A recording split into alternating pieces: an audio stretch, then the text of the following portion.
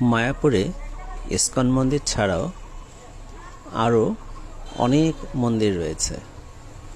প্রায় সব মন্দিরই শ্রী চৈতন্যদেব বা নিমাই সবাইকে নিয়েই গঠিত।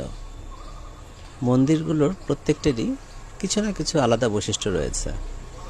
তবে এসব মন্দিরে ঘুরতে গিয়ে সবচেয়ে বেশি যে জিনিসটা আপনাকে আচ্ছন্ন করবে সেটা প্রকৃতির ভয়ঙ্কর সৌন্দর্য রূপ। এই যে আমার কথার মাঝে মাঝে পাকপাকালের আওয়াজ পাওয়া যাচ্ছে, এই এক অনন্য অসাধারণ বিনম্র চিত্তে আপনি উপভোগ করতে পারেন এখানকার এই প্রাকৃতিক নিস্তব্ধতা।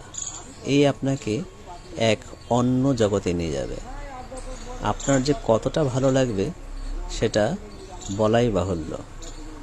যারা ভ্রমণপ্রিয় মানুষ তারা নগরের কোলাহল থেকে মাঝে মাঝে এমন নিস্তব্ধ পরিবেশ তাদের সকলকেই বিমোহিত করে।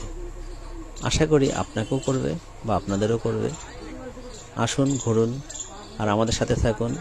শেয়ার, কমেন্ট করে পাশে থাকুন। ধন্যবাদ।